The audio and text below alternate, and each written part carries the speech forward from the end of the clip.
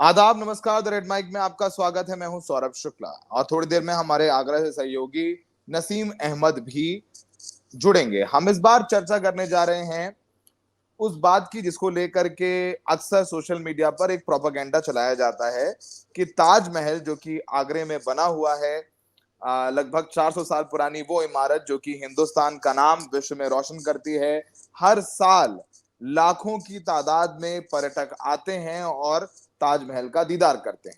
ताजमहल को मुगल शासक शाहजहां ने अपनी मरहूम बेगम मुमताज महल की मोहब्बत में बनाया था। मुमताज महल की मौत हो गई थी बुरहानपुर में और उसके बाद मुमताज महल की याद में वो मकबरा ताजमहल शाहजहां ने मुकर्रर करवाया था।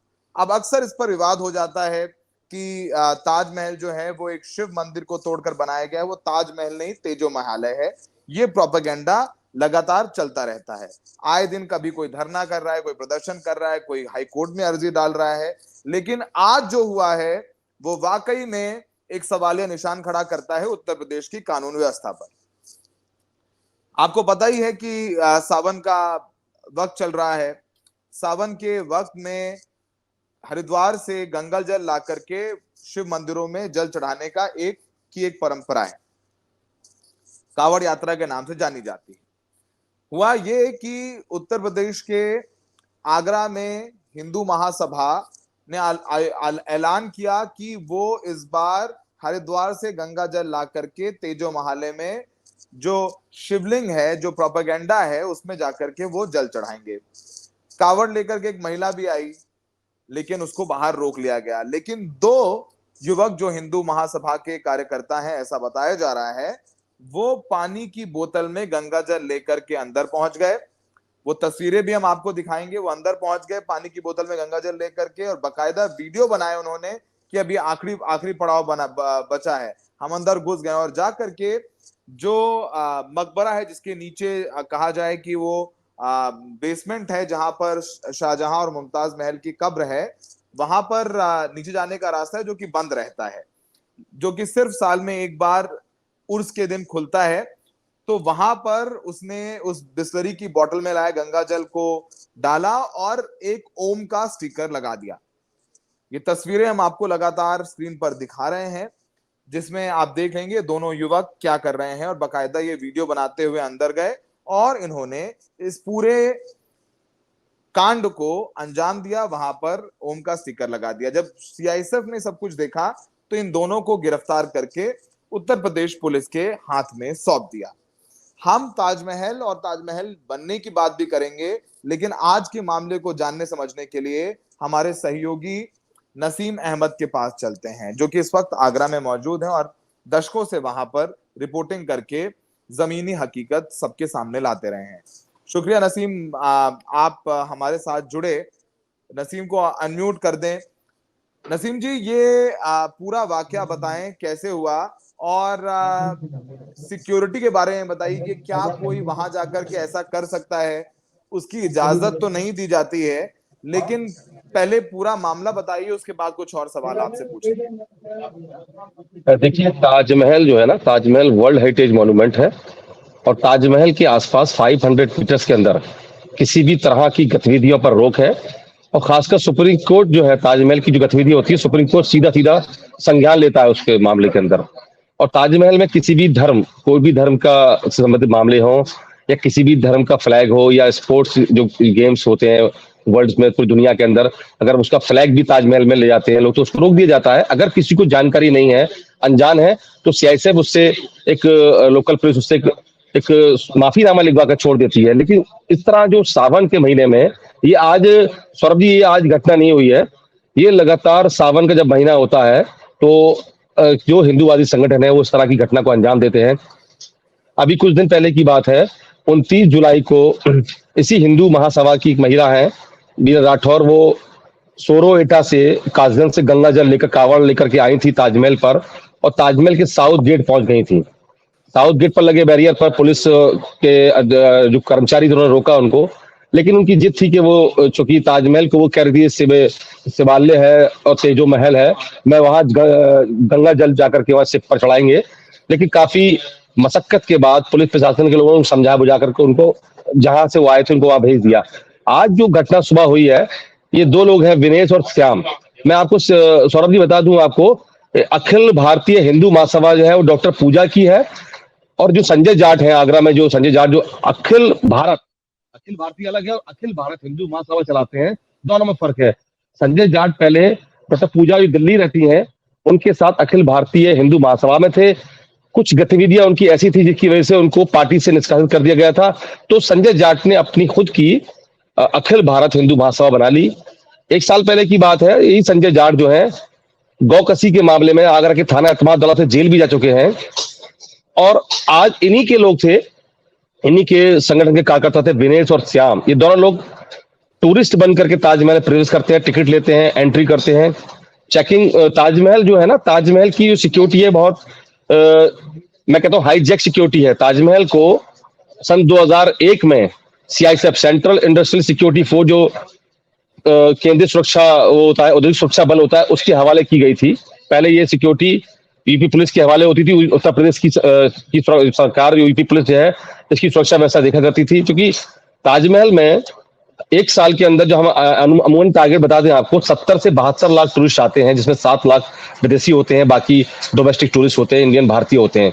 ताजमहल की जो छवि है पूरी दुनिया में, वो एक मोहब्बत की निशानी की छवि है, और पूरी दुनिया के अंदर लोग ताजमहल को शाहजहां की यादगार, मुमताज महल की निशानी के रूप में जानते हैं। तो इसी शाहजहां का जो मेन मकबरा है, मुख्य मकबरा है, जो शाहजहां का जब उर्स होता है तब इसके जो नीचे बेसमेंट में जो शाहजहां मुमताज की कब्रगाह है वो खोली जाती है। तो जो विजुअल्स है, वीडियो भी इन्हीं लोगों ने बनाया है, वीडियो बनाकर इन्हीं लोगों ने वायरल किया है। तब सीआईएसएफ को पता पड़ा कि ये वहां पर पूजा पाठ कर रहे हैं, गंगा जल चढ़ा रहे हैं। फिर उन्होंने एक अपना वक्तव्य भी जारी किया। उन्होंने दावा किया कि हिंदू महासभा ने आज शिवालय महल में जल अभिषेक किया है सावन के इस महीने के अंदर। तो सबसे बड़ी बात है सुरक्षा की। सुरक्षा तो जब टूरिस्ट बनकर वो लोग गए थे, टिकट लेके अंदर प्रवेश किया उन लोगों ने, उनके हाथ में पानी की बोतल थी। ताजमहल के अंदर पानी की बोतल अलाउ है, उसके अलावा आप ताजमहल में बीड़ी, सिगरेट, खाने का सामान ये नहीं ले सकते हैं आप लोग। इस तरीके का हम लोग अभी कभी कभी शूट करने ताजमहल में जाते हैं तो हमें ट्राइपॉड अलाउड नहीं होता है, माइक आईडी अलाउड नहीं होता है, मोबाइल से अलाउ क्या हम शूट कर सकते हैं, वो भी ताजमहल का जो प्लेटफॉर्म वहां तक, उसके आगे सब कोई चीज अलाउड नहीं होती है। ये पहला वाक्य नहीं है, ये तो चलो आज पानी लेकर के गए थे, इससे पहले भी इन्हीं की कार्यकर्ता जो कांवड़ लेके गई हैं, वो ताजमहल के अंदर जो मस्जिद, और एक मस्जिद की तरह, क्योंकि ताजमहल है ना एक बैलेंस बिल्डिंग है। जब ताजमहल हम सामने देखते हैं तो लेफ्ट साइड पर मस्जिद है, क्योंकि मस्जिद बनने के बाद उनको लगा कि इसके सामने कुछ ऐसी चीज बनाई जाए बैलेंस, तो उसको बैलेंस करने के लिए मुसाफिर खाना वहां बनाया गया था। तो मुसाफिर खाने में इन महिलाओं ने पूजा का सामान ले गई थी, वहां पूजा पाठ किया था, खुद वीडियो बना के वायरल किया था, तब भी पुलिस ने मुकदमा किया था।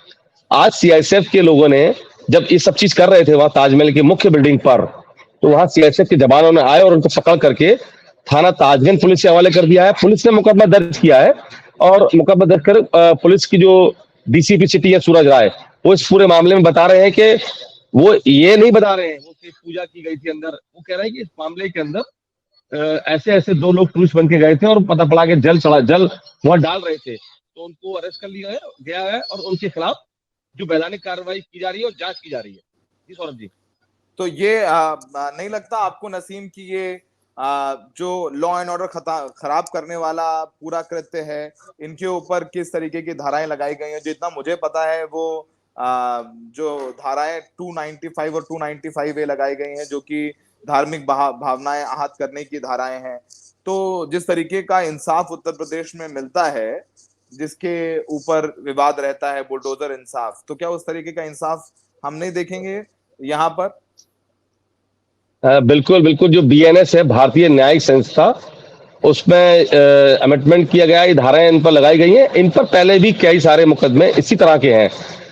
जब ये कभी ताजमहल में प्रवेश करते हैं तो पुलिस को पता पड़ जाता है कि ताजमहल में जाएंगे, तो पुलिस इनको रोक लेती है। लेकिन ये क्या करते हैं कि ताजमहल के पीछे जाते हैं, मेहताब बाग जाते हैं या दशहरा घाट जाते हैं, वहां से ताजमहल की पूजा अर्चना करते हैं और खुद वीडियो बना के वायरल करते हैं। तो अगर इसमें जो आपने कहा कि एक सख्त कार्रवाई इन पर नहीं हो रही है, जिसकी वजह से लोग बार बार ताजमहल की तरफ मूव करते हैं, अगर पुलिस सख्त एक्शन ले और सख्त कार्रवाई ले, हो सकता है कि आने वाले दिनों में ये लोग इस तरह की घटना घटित ना करें, क्योंकि ताजमहल जो है ना, पूरी दुनिया के लोग ताजमहल देखने आते हैं। इस तरह की घटना से ताजमहल की छवि धूमिल होगी, और सबसे बड़ा नुकसान जो होगा सौरभ जी, वो होगा आगरा के टूरिज्म इंडस्ट्रीज को, आगरा के टूरिज्म उद्योग को, होटल इंडस्ट्रीज को, ट्रैवल एजेंसीज को। जो लोग होटल, रेस्टोरेंट, ढाबा, रेस्टोरेंट चला रहे हैं, उन सबको नुकसान बहुत बड़ा होता है। क्योंकि आगरा में जब लोग ताजमहल देखने आते हैं, तो आगरा में कारपेट, इनले वर्क से, स्टोन से बने इनले वर्क का सामान, ये एक भाव है आगरा का। इनले वर्क मैं बता दूं आपको, पूरी दुनिया के अंदर सिर्फ आगरा है जहां पर इनले वर्क, जो पच्चीकारी जिसको बोलते हैं, मीनाकारी, ताजमहल में है। उसकी बड़ी बड़ी टेबल्स बनती हैं, चेयर बनती हैं, और गिफ्टेड आइटम्स बनते हैं, वो ताजमहल आगरा के शहर में ही बनते हैं। यहाँ पच्चीकारी लोग करते हैं, जिसे पच्चीकारी बोलते हैं, कारीगर हैं। एक हजारों की संख्या में, 10,000 के करीब ये लोग हैं जो इस काम में लगे हुए हैं। दसियों हजार यहाँ छोटे बड़े होटल्स हैं, वो इसमें लगे हुए हैं। ट्रैवल एजेंसी के लोग हैं, टेम्पू वाले हैं, ऑटो वाले हैं, रिक्शा वाले हैं, ढाबे हैं, रेस्टोरेंट है। तो ताजमहल को आप ये करके ये मत समझिए कि ताजमहल को आप की छवि धूमिल कर रहे हैं। उसकी वजह से इन सब की रोजी रोटी पर भी बहुत बड़ा सवाल खड़ा हो सकता है आने वाले दिनों के अंदर, अगर इन पर कोई एक्शन नहीं लिया गया तो। जी, तो नसीम ने आपको बताया आज के पूरे मामले के बारे में। आपको बताएं कि इस पूरे मामले में ताजमहल को लेकर के कोई विवाद कहीं नहीं है। हाई कोर्ट में बीजेपी के नेता, जिनका नाम रजनीश है, उन्होंने इस पर एक याचिका दाखिल की थी कोर्ट में, और कहा था कि तहखाने के नीचे 22 कमरे खोले जाएं, जिससे पता चलेगा कि वहां शिव मंदिर है कि नहीं है। जज ने जबरदस्त फटकार लगाते हुए रजनीश को अच्छा कहा लगा तो। कि पहले जाओ और पीएचडी करके आओ, और जी उनकी जी। वो याचिका खारिज कर दी गई। आपको खारिज कर बताएं दी। कि सबसे पहले 1965 में पियन ओक की एक किताब आई थी। 1965 की पियन ओक की किताब में, जिसका नाम था ताजमहल द ट्रू स्टोरी, उसको लेकर कहा गया था कि ताजमहल में तेजो महालय है। उसके बाद से पूरा विवाद शुरू हुआ। जैसा नसीम ने बताया कि लगातार अक्सर तमाम हिंदू संगठन वहां जाकर के पूजा करने की और इस तरीके की दुस्साहस करते रहते हैं, लेकिन बात यह है कि हल्की धाराओं में उनको गिरफ्तार करके छोड़ दिया जाता है। जिन धाराओं में इनको गिरफ्तार किया गया है, आज इस हिमाकत करने के बाद ये भी 2 साल तक की सजा है, जिसमें इनको थाने से ही बेल मिल जाने की पूरी अच्छा संभावना लगा। है। तो समझिए, सबसे पहली बात की जो अपने दर्शक हमारे देख रहे हैं इस वक्त, उनको बताएं कि जो ताजमहल है वो इसको बनवाने वाले जो मुगल बादशाह शाहजहां थे, शाहजहां ने ये जो जमीन 1632 में जब उन्होंने ये इसकी ईंट रखी पहले और शुरू करवाई, तो जहां पर आप ताजमहल देखते हैं वहां पर राजा जय सिंह की एक हवेली थी। और इस्लामिक ग्रंथों के अनुसार जहां पर भी आप मकबरा या मस्जिद बनाते हैं, तो वो जमीन आपको हक से लेनी होगी, यानी सामने वाले से खरीदनी होगी। उसके बदले पैसा या कुछ उन्हें एक इक्वल कॉम्पनसेशन देना होगा। तो शाहजहां ने इस जमीन के लिए राजा जय सिंह को, जो कि राजा मान सिंह के पोते थे, उनसे 3 एकड़ की जमीन ली थी, और 3 एकड़ जमीन के बदले शाहजहां ने राजा जय सिंह को 4 हवेलियां दी थी। और जमीन को बराबर करने के बाद मुमताज के लिए रौजा ए मुनव्वर यानी शानदार मकबरा बनाने का ये पूरा काम शुरू हुआ था। और कई साल लग गए इस पूरे ताजमहल को। ताजमहल के बारे में शाहजहां ने एक बात कही थी, जो हम अपने दर्शकों को बताते हैं। शाहजहां ने ताजमहल के बारे में कहा था कि ये ताजमहल सिर्फ प्यार की कहानी बयान नहीं करेगा, बल्कि उन सभी लोगों को दोषमुक्त करेगा जो इंसान का जन्म लेकर हिंदुस्तान की इस पाक जमीन पर अपने कदम रखेंगे और इसकी गवाही चांद सितारे देंगे। ये शाहजहां ने खुद ताजमहल के बारे में कहा था। तो ये पूरी कहानी है। ये 18 लाख स्क्वायर फीट में पूरा ताजमहल बटा हुआ है। 10 इसके हिस्से हैं। और 1658 में शाहजहां के बेटे औरंगजेब ने उनको बंदी बना लिया था, और वो लाल किले जहां पर वो बंदी थे वहां से एक झरोखे से ताजमहल के दीदार करते थे। और उसके बाद जब वो मरे, तो मुमताज महल की जो कब्र है, जिसे तेजो महालय मंदिर बता करके ये जलाभिषेक करने का की हिमाकत की गई है, उसमें उसके बगल में ही शाहजहां का मकबरा बना दिया गया।